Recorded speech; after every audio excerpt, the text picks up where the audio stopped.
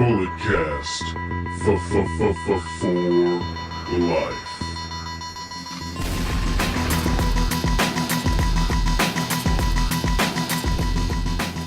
Hello, ladies and gentlemen, and welcome to the Bulletcast, only sports recreational podcast that is simply just too sweet. I am your host, Philip Antoine, and yes, I am the pod father. After all these takes, finally, he is the young boy of the group. I got Anthony in the building. Also, I got the Hiroshi Tanahashi to my Naito. I got Ulysses in the crowd. What's going on there, guy? Good over here, Nothing? man. You guys ready to talk about the business? We're Let's ready, do it. man. Business? Let's do it. Let's do it. All right.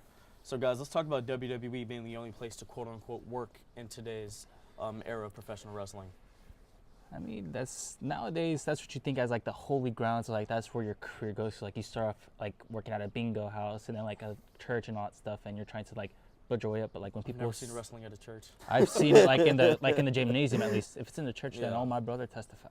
Yep. But still, either way, it's like they go to that WWE. They don't care about like if the WWE World Heavyweight Champion or something like that. They just want to be something. They want to have that mark of like, oh, I've been in WWE. I've done this already. Yeah. Ulysses, what about you, man? It's kind of an interesting question for me because I feel like there are more places to work than WWE. You've seen people since 1963 work at different promotions and for the rest of their lives. Like we go to the New Japan Pro Wrestling, the All Japan, the Pro Wrestling Noahs over here in Japan. We go to the Ring of Honors. We go to the PWGs. And even over here in the Bay Area, the APWs, the big time wrestling promotions. I feel like there is other work in the world, and that's not even me mentioning Mexico or else Europe, like AAA, like yeah, AAA, CMLL. CMLL, Revolution Pro Wrestling over there in England. You want to get into the British wrestling scene? The British wrestling scene is Talk about some booming right now. ICW, Some yeah, some ICW, progress. yeah, some progress wrestling. I mean, the way I feel about it, going back to like the 60s, like you said, there were so many promotions, like the territory days. That's a topic for another time. I don't think we have enough studio time for all that. Yeah. We don't. No, No. but I mean, for quite some time, it really was the only spot to work. Vince McMahon bought out his competition, Yeah. bought out WCW from Eric Bischoff, Yeah. bought out ECW from Paul Heyman. Yeah. They had the whole little invasion thing. But Yeah. for quite some time, WWE was the only spot to really work Yep. in. But speaking of WWE, let's talk about guys leaving WWE and taking a bet on themselves. I think the most notable one is Cody Rhodes right now. Yep. Cody. Yep. I mean, this is a guy, his father, the legendary Dusty Rhodes, the American Dream now, baby.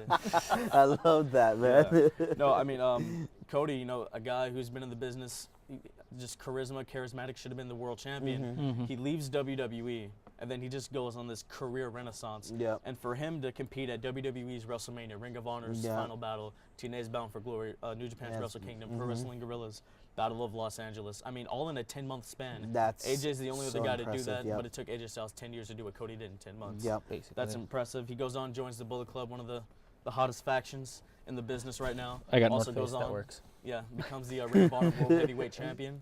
I mean, guys, they really can make a living out of WWE. Yep, And if you want to go back to the early 2000s, Eddie Guerrero, he was fired from WWE. RIP to the GOAT. He goes, joins Ring of Honor when it first starts, gets a career renaissance, goes back to WWE, finally becomes the WWE World Heavyweight Champion.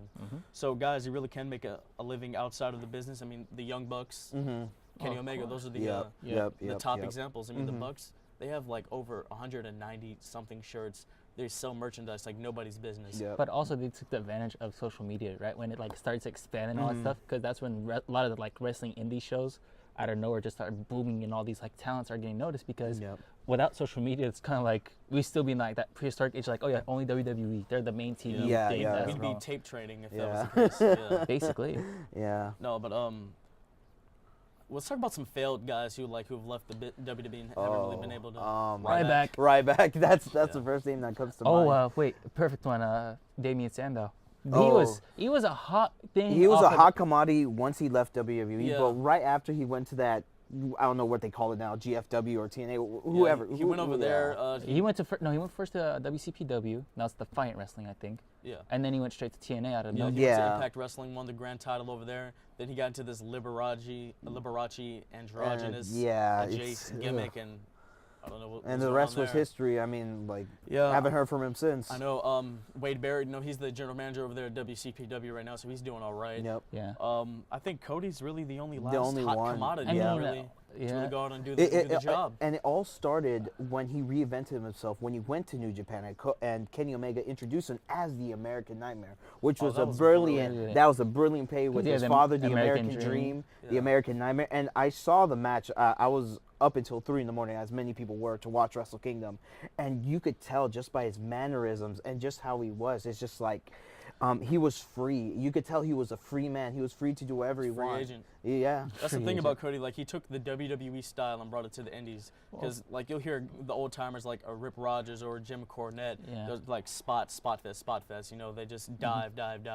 That's the whole dive headlock controversy that happened. We'll get into that on another date. But I think Cody's one of the real last hot commodities to really do this. Yeah. I mean, A great heel. Yeah, great He heel. is. I mean, Yeah. the whole kiss the ring thing. Like, that's beautiful. That's gorgeous. Yep. I love it. Uh-huh. You think I could out heel Cody Rhodes? I don't know. Ask anybody. man, I don't know, man. Actually, I was just thinking about this right now because you're talking about like the New Japan wrestlers and all that stuff. We forgot Juice Robinson. If you want Juice, to yeah. Oh yeah, Juice. Juice and Sammy Calhoun, right? Sammy Callahan, yeah. Yeah. I mean, they're doing the job right now. They're doing Yeah. a job, but I can see, like Juice is like right now like a major face at the moment. Yeah, and he everything. So is. I actually want He to is. see if Cody ever wins something at New Japan. I want to see them have a little, like one match at least. I don't think that. No, they never touched in They WWE. They never never did. touched. He was Yeah. in NXT or whatever. Yeah. Yeah. But I would like to see that happen at least Yeah. once. You guys Same think I here. could out heel Cody Rhodes? I mean, I can get some heat. Ask anybody in this department. I can get some heat. I'm just wondering something. Would you have a chance with Brandy Rhodes though? Oh my goodness. Moving on. I got you. Yes. All right. Let's talk about. I win. Let's talk about the wrestling boom that we're in right now. We got Pro Wrestling Guerrilla down in Reseda. You know, we got stuff that's just really hot right now. Let's talk about that. No, so Because like, if not to cut you off, but Yeah, like, no, go the for real it. last wrestling boom we had was like there was like one in the 80s with Hogan or whatever, and then we get to like the 90s with Rock and Austin, you know, chugging beer, saying what, flipping off McMahon, doing stuff like that. So how do you guys feel about today's wrestling boom? it's not like a mainstream wrestling boom. It's more of an independent wrestling The boom. IWC, Yeah, the internet yeah, marks. Yeah, It's yeah. now it's more now it's more the internet marks than anything else, basically, because like WWE, the only thing they know more yes is yes, Yeah, yeah. yes, and that's it. Yeah. Because like if you look at it, Too Sweet wasn't even used for like the longest time until like NWO, like this phase and everything, and then like the Young Bucks brought importance back to it, basically. Yeah, Yeah. yeah. And the Suckets were also were DX, but then Yeah. like DX stopped using it. They got Yeah. old. They retired, and it went Yeah. straight to the Yeah. Young Bucks. Yeah, I mean the thing about the Bullet Club that I love, because they have a lot to do with this wrestling boom.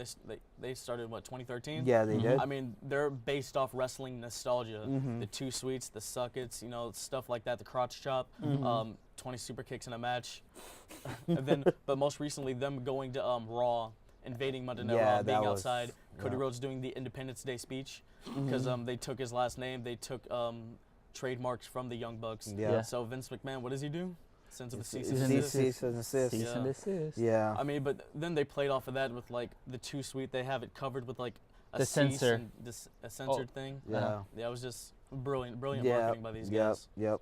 It seems like everything the Bullet Club touch, especially like the Young Bucks, it turns into gold. It really does. I mean, look what they did for AJ Styles, a guy who was in TNA for like Oh, 10 plus God. years. Yeah. WWE, they didn't want anything to do with him. They Yep. thought he was old. Yeah. He goes over to New New Japan Japan for becomes a star. 2 years. 2 years, Career basically, renaissance. like Yeah. right when Prince Devitt, You left. Finn Balor left, yeah. like Yeah. right away they brought in AJ They Styles. brought in AJ. He did the job. Became a 2-time IWGP Heavyweight Champion. Was really running the territory over there.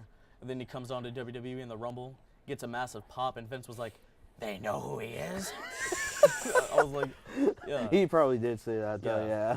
Yeah. Vince is such in the WWE bubble. That's a topic Yeah. for another time. Yep.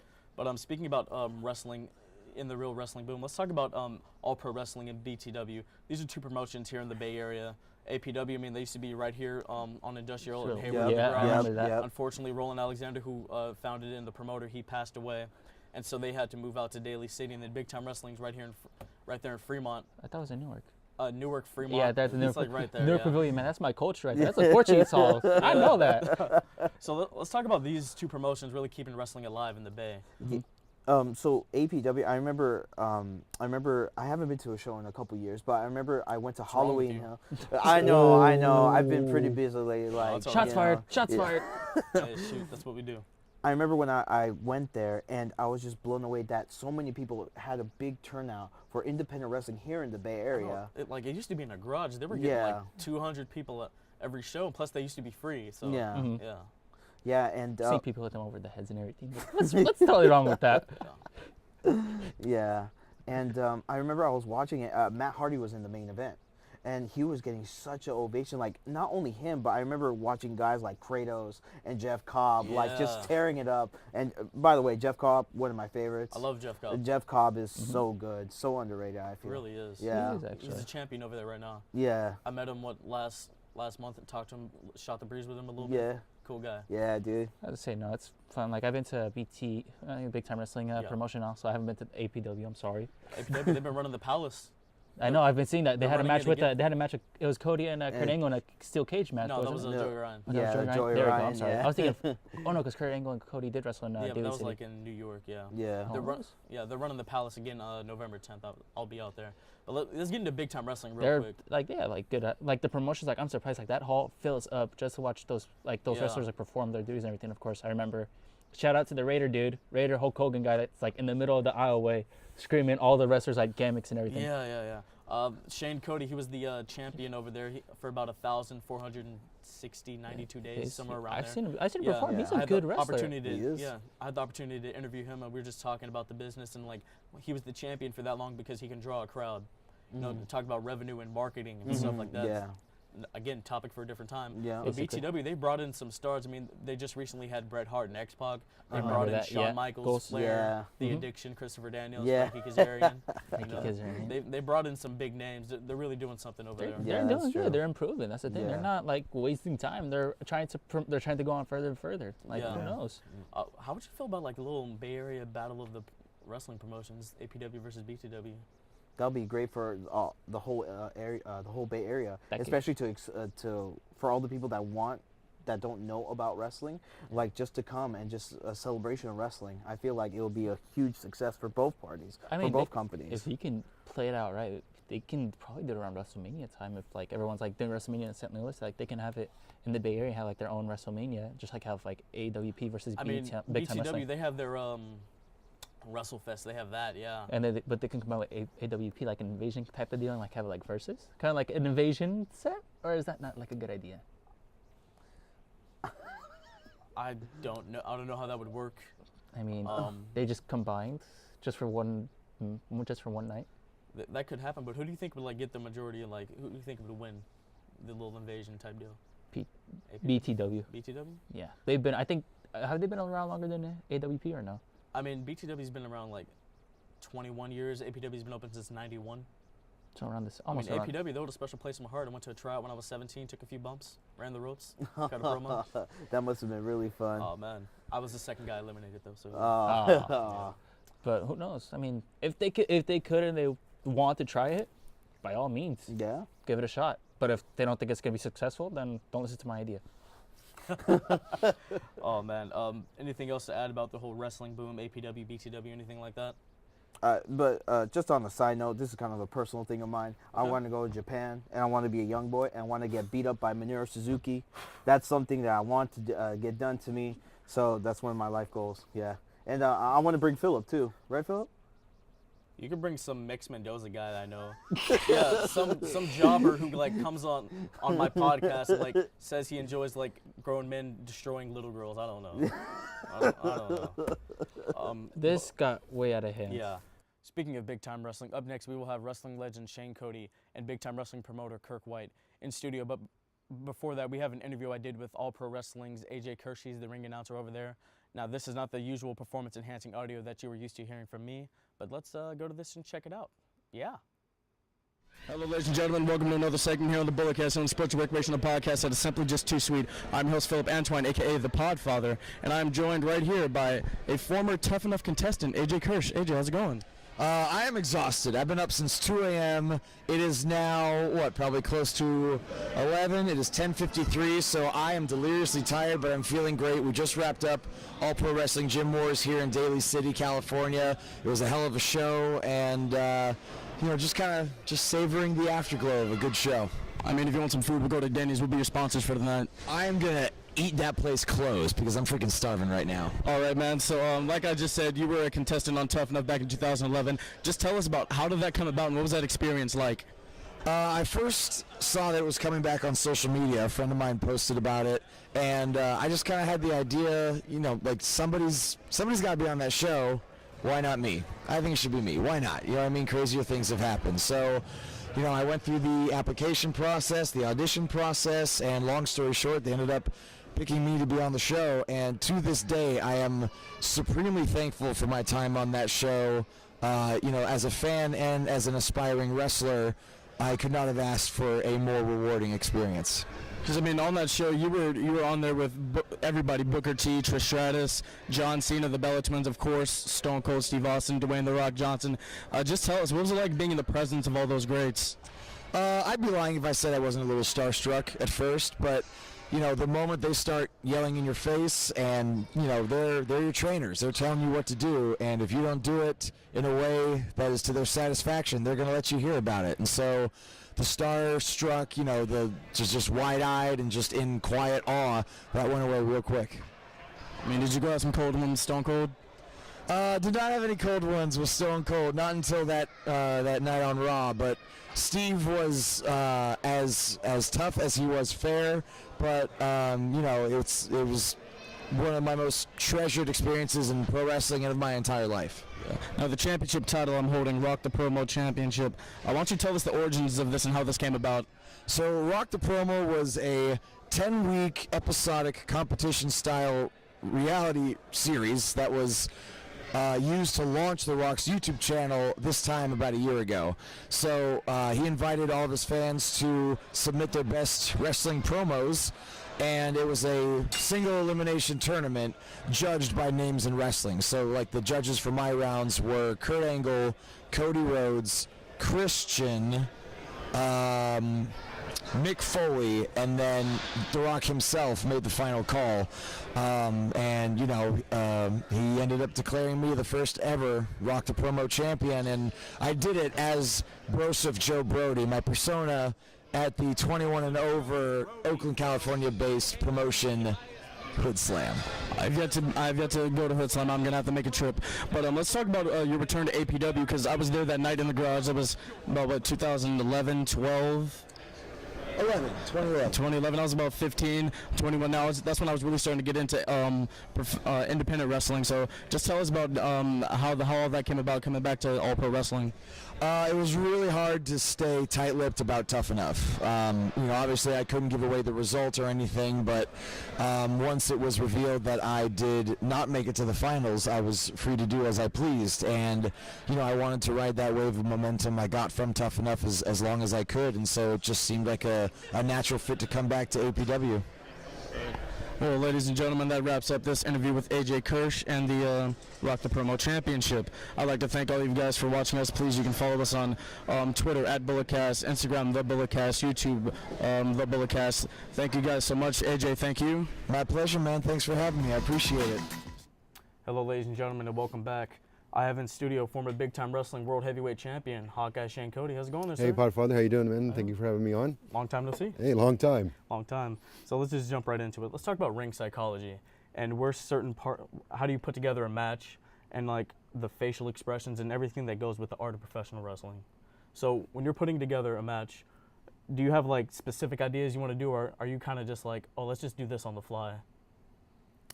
Well, you know, when you get into this business, it's a 6-month process to go through the training and stuff like that. Yeah. And then you learn the whole business, you know, to get into the business, and you learn everything in it. And it takes many years to keep it going from there, you know, to learn. And you never stop learning. I've been doing it for 32 years, and I still learn every time I go out there. Yeah. I mean, but were there ever any instances where you wanted to have like, because I remember people say Macho Man, Randy Savage, he liked to have everything planned out, but then guys like Eddie Guerrero, where they just want to just do everything off the fly. Are you kind of, do you like to have it planned, or do you Well, I guess like how you just said, the fly. I just go out there and we just wing go, it? go by. Just you know, go. Just go. You go. Yeah. All right. What do you prefer, heel or babyface? Well, you know, I was heel for many years, but then turned babyface, and I liked the babyface better. Really? Most people like heel better. Well, I liked that at first until I went babyface, and then babyface is, you know, it's. I like to get the, you know, being the babyface, then you get to mingle with the fans more. You get with the kids, and that's what it's all about for me. is the kids and the wrestling Get to fans. make it more intimate for and them, when yeah. you were heel, everyone wants to fight you, and they're egging your car out in the parking lot, or they doing this and doing that, and you're getting threats over the phone, getting people's calling, they want to, want to fight you, and you go somewhere and they want to fight, they want to do this and fight. You're Really? babyface, you're the hero. You must have been the best heel in the business if they're egging your No, car. I wasn't the best. No, I wasn't that. But it's just that's what I had to go through. Oh, wow. All right, so we all know professional wrestling hurts. What is the worst bump you have ever taken?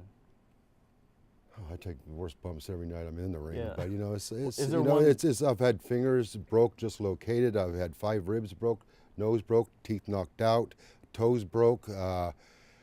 Lower back problems, hip problems, knee problems. It takes a wear and tear on your body over the years. But is there like one where you just like, oh my God, that's the worst one I've ever taken? Does one stand out to you? No, not that one that stood out, but there's been many of them. Many of them? Oh, Yeah, God. All right. So let's talk about big time wrestling. How long have you been there exactly? This weekend that just passed, it'll be 21 years. 21 This weekend just passed. It was a 21-year anniversary Yeah. for big time wrestling. I've been to a few big time wrestling shows. I love it. The match, Teddy Hart versus Joey Ryan, one of the greatest things I've ever seen. Yeah. I was glad I was in the house for that one. But so let's talk about retirement, because guys like Jericho, they say, oh, I'm not going to have this special send-off. One day I'm just going to be done. So are you the guy that's going to have like the send-off match, the standing ovation, or one day it's just going to be your last one, you're just going to be done? Well, that's up to the boss. It's up to the boss. Wrestling's, it starts out to being like a fantasy. It's Yeah. more or less, you're wrestling at the Cow Palace in front of 20,000 people. You're wrestling in these auditoriums, 15,000, 7,000, 5,000, on and on. It's like a fantasy. And then, after you get into after you're into the business for years, then it gets like a sickness. Yes, maybe I should have retired 10 years ago, but I can't say goodbye. Yeah. So I'm gonna probably be one of those guys where they're going to wheel in the wheelchair down to the ring and roll me into the ring before I retire. That or the boss is going to get rid of me. But I see the end of the road, and I'm just slowing down before I get there. Yeah. Because I want it to last. I don't want to say goodbye to it because every time I go out there, it's so much fun, and I love this business. I enjoy it. It's a lot of fun, and I don't want it to end. Yeah. Well, hopefully that last match for you is in about another 10 to 15 years. Well, that's what I'm hoping too. When it happens, I go buy a few beers, a few brewskis. Well, we could do that too, but it's I've had a lot of fun over the years. It's been a lot of fun, and like when I got into the business, I just wanted to do it as a hobby, and I think back, and I wish I would have pushed myself a little harder, Yeah. and could have took it a little farther than I did. But back then, when I was just started with wrestling and stuff, I was working Friday, Saturday, and Sundays, and Because you're that was enough because there was so much work back then, and I was happy with that. Yeah, But 'cause I wish I could have took it a little bit serious. your father, he did it full time, correct? My dad, he got in the business back in 61, 62, and yeah, he, Ray Stevens, Pepper Gomez, and Kenji Shibuya Yeah. brought him into the business, and he did it for a living. That's what he did, and he wrestled for every single promoter out there, and he traveled the whole world, and he did it for a living. And I wish I could have did a little bit longer because it's been a lot of fun. Yeah. It's been a good time, times that I'll never forget, and a lot of good memories, and it's been fun, really fun. After our last talk, I went back and watched some of your dad's stuff. Unbelievable. Yeah. I'm a guy, I was born in '96. I grew up with the Spot Fest and the high flying, but I can go back and watch Buddy Rogers and Pat O'Connor. I can go back and watch that stuff and really enjoy the art form that is professional wrestling. And watching some of your dad's matches, I was still mind blown. Yeah, well, back then you didn't have to go up ladders and jump off ladders and go through barbed wire, this and that and this. Have But Japanese death matches. it's just changed so much. It's a little bit overboard now, but back then it'll never be like it was then. Yeah. Well, Shane, I'd like to thank you for being on again. Hey, thank you. It was a pleasure, and have you back on. Yes. Ladies and gentlemen, after this break, we were going to have BTW promoter Kirk White in the building.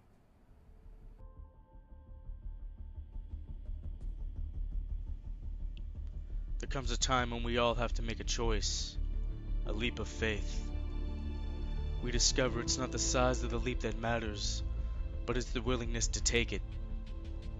It's about rising above and standing our own ground. We give it everything we have. and end up with more than we could have ever imagined. So to those who say that they don't make heroes like they used to, well, that can't be true. Because there are real, courageous, inspiring heroes all around us. Just open your eyes. Chabot College Masscom for the hero and all of us. All right, hello, ladies and gentlemen, and we are back with big-time wrestling promoter Kirk White. Kirk, how's it going there, sir? Good, Podfather. How you doing? I'm all right, man. Good. So let's just jump right into it. What made you become a wrestling promoter, and what is your background in the business? My background was I had a sports memorabilia business from '84 till '97, and I did quite a few sports card shows with Joe Montana, Steve Young, Will Clark, you name it, I did it. And then one day I ended up going with a wrestler by the name of Alexis Smirnoff Okay. to a WWE TV taping at San Jose State. What year was that? That was '96. 96. And it was January of '96. And then we were at the TV tapings and stuff, and all the guys are backstage, Undertaker, Shawn Michaels, all of them. And, Wow. you know, before we left, Smirnoff asked me if I wanted to meet any of these wrestlers. I said, no, not really. You know, I go, tell you what, the only guy I want to really meet maybe is Bret Hart, because he seems like who he is, off camera, on camera, it's the same guy.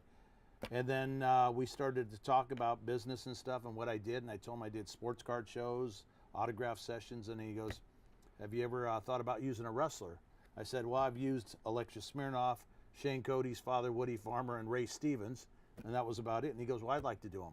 Well, the next thing you know, he gives me his booking sheet, and I've been doing his bookings for him pretty much full time since '96. Wow. But prior between that, Ray Stevens and Smirnoff, I had always, you know, as a kid, loved watching wrestling. I'd go to the Coliseum, Oakland Convention Center, Richmond Auditorium, Cal Palace, San Jose, just to watch it.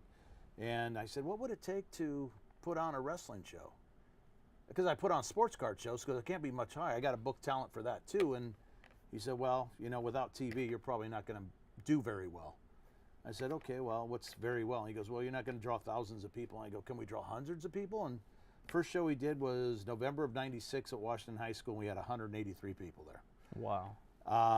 And then I wasn't real happy with that. And I said, well, how can we get more people?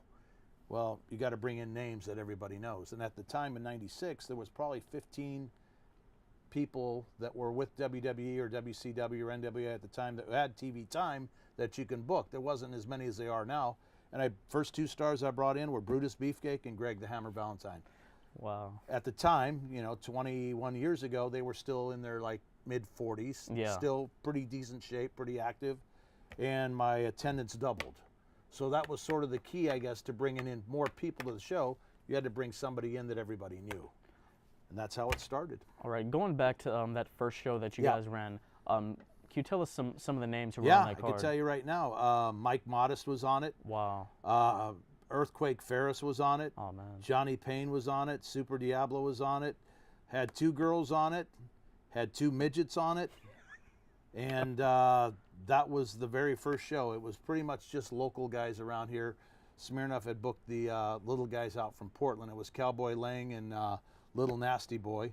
And the girls were El Demonio and Victoria Moreno. Okay. So, yeah. Quick sidebar. When you were backstage during the WWF taping, did you have any run-ins with Vince McMahon at the time, or? No, in fact, to be honest with you, I didn't even see him there. Oh, really? Yeah, but I was back there the whole time, and I didn't see him one time. He was probably in the studio doing something or on camera work or whatever, but no, I didn't see him one time. All right. Yeah. All right, so let's talk about some of the major changes you've seen in this business in the last 20 years. Okay. Well, I think now there's more wrestlers available than there was when I started. Yes. There's no question about it. There's more talent available, TV talent, than there was 21 years ago. I think, though, the wrestlers today, I don't think are as grateful for the bookings that they get than than it was 15 or 20 years ago. 15 or 20 years ago, again, there wasn't that many wrestlers available, but they were very grateful for being booked on shows and just attitudes and stuff like that. And now, I don't use too many of them, and I don't mention any names or anything like that, but I mean, you know, if you're not humble, I have no use for you. And what I mean by humble is if you see a Bret Hart or a Honky Tonk Man or a Hacksaw Jim Duggan or you know, a Woody Farmer or anybody like that, and you don't go up and shake their hand, to me that's disrespectful. Yeah. And the business has always been brought up for respect, and I don't think a lot of it goes on right now. Yeah, I've heard stories about the young guys in the back when they have a veteran in the locker room. They're just on their phone, on Twitter, not really paying attention to the. I can give you an example this weekend in Salinas. X-Pac, Chris Masters, Ballard Brothers, and Kikutara. And there was one wrestler there as these guys were talking about the business, and all he did was have his head down and he was on his phone. Wow. You could have picked up so many pointers from these guys talking Yeah. about business, and it's like that. And I just had Bret Hart over the weekend, and other than my Chemos, Shane Cody's, Hank Renners, guys like that, some of the younger guys like Rick Luxor and a few others approached him, and but some of them just don't even really know who he is. And if you're in this wrestling business, I don't know how you don't know Ric Flair, Roddy Piper, Bret Hart. I don't crazy. get it. Yeah. I mean, not many people know that X-Pac and Bret Hart, two of the greatest minds in the history of this business. Yeah. It's not really documented like that. Yeah. I mean, both, like I said, if I was a wrestler just starting out and I had Dusty Rhodes, if he was still around, and he was over in a corner there doing nothing, I'd get my little tail over there and just start talking to him about wrestling and what I can do to make myself better, Oh, yes. what not to do. Absolutely. These kids don't do that anymore. Wow, that's crazy. Nope. All right, so has there ever been a booking decision that you've made that hasn't gone over so well? Example, like Vince McMahon, Roman Reigns, 2015 Royal Rumble. Has there, like the booze, has there ever been something like that? Not adjacent like that, but just a decision that didn't go over that well with the crowd. There's certain guys that I brought in. I wouldn't say that matches weren't very good, but I just thought they draw more money than they did. There's a few people like that, but as far as matches and stuff that didn't go over well, some have gone a little bit longer than I thought. I heard you allude to the Teddy Hart in the Joey Ryan match. I loved it. I You absolutely loved it, but as a old school guy like me, too many high spots. Yeah, But it was a good match. It was exciting, but it was. it's hard to get the crowd up and down 8 or 9 times during a match. Yeah. To keep their attention going. But I mean, the people enjoyed it, and even his Uncle Brett that was there said, "It's too many high spots, too many high spots." But it is what it is. I know what you mean. Like, of course, being in the era I grew up in wrestling, high spots is all you see. Right. But like when I was talking to Shane, I can go back and watch a Buddy Rogers and a Pat O'Connor, and I can enjoy the real technical grasp of what these two guys are doing. Yeah. They're trying to tell a story. Yeah, exactly. And I think that's what's missing with wrestling now is there's no stories being told. If a guy gets head first outside and is on the ground, then gets back up like nothing happened. Yeah, because I was watching Buddy Rogers versus Pat O'Connor. I think it was for the U.S. title. Pat O'Connor ran up to Buddy Rogers. Buddy just threw his knee up. Match was over. I'm like, oh, wow, that's so simple. Yeah. Because it was a 2 out of 3 falls. Back then, those guys were wrestling 1 hour time limits. They were going exactly. 2 out of 3 falls every night if you were a champion. And, it's never going to be like it was, and it's too bad. Back then, I think there was like 40 territories. There's no territories now. It's all WWE, Ring of Honor, New Japan. Impact. That's all there is. I mean, it'll never get back to that. I wish it would, Oh, that'd but be awesome. I don't think that it ever will. Not in my lifetime. All right. So what is your dream card, and what wrestlers would you book past and present? Wow. I mean, I've done autograph sessions with Hulk Hogan, but I'd like to have him at an actual big-time wrestling show appearing, like Brett does. Come there, sign autographs, do a promo to the crowd. A match, an old school match that I'd love to have would be like a Bret Hart versus, if you go back a little bit, the Bret Hart Stone Cold matches I thought were they were unbelievable. They were great. They're in my top 10. Yeah, but if you go back to the '60s and stuff, Ray Stevens, Pat Patterson, Yes. when they would wrestle, even if they wrestled just Shibuya and Saito, they were good matches. Road Warriors, I guess, if you want to see the Road Warriors against maybe Demolition or something like, that'd be just, awesome. something that has a little, history and just 2 different eras and stuff like that. The tag team wrestling in WWE now, I don't think is real strong. It's okay, but I mean, I like Cesaro and Sheamus. Yeah. What about the Revival? They remind me of like the Brainbusters. They're a little Arn bit of a Anderson, throwback. Tully Anderson. Yeah, Tully those Blanchard, guys back then in the 90s, there was great tag teams. You had the Brainbusters, you had the Killer Bees, you had, what was it, Tom Zink and Tito Santana.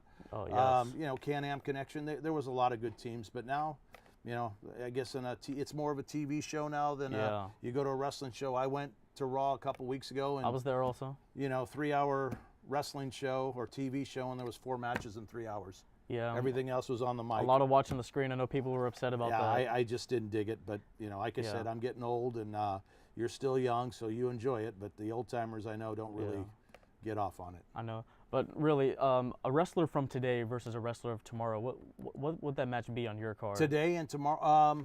Of today and yesterday. I mean, I would. We just brought in that kid from Lucha Underground, Phoenix. Oh, okay. A good high flyer. I would like to see him maybe wrestle in his prime Rey Mysterio. Oh. Something like that. Or even like a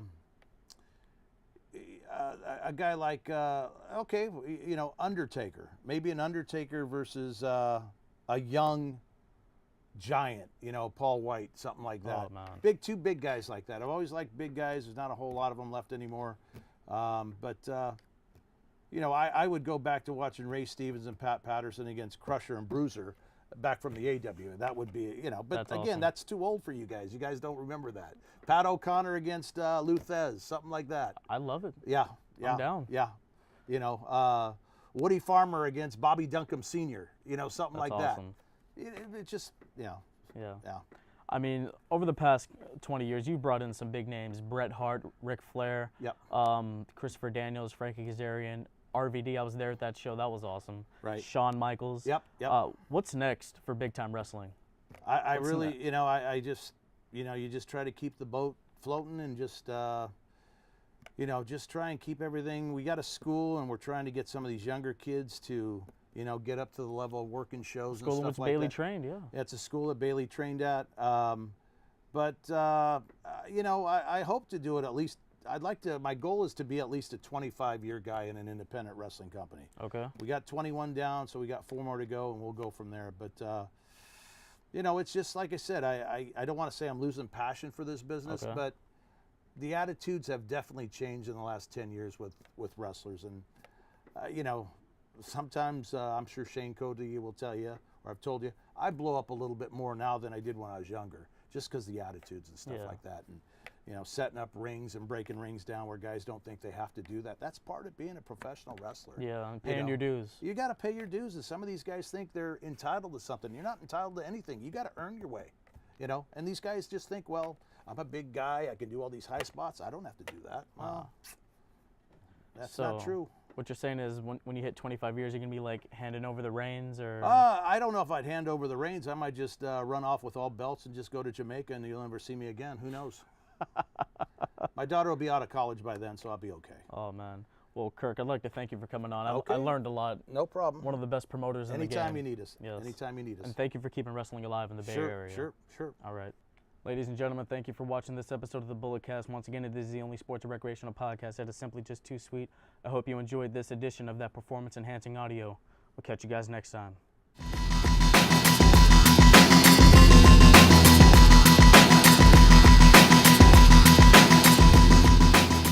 This has been the Bulletcast. Thank you for listening.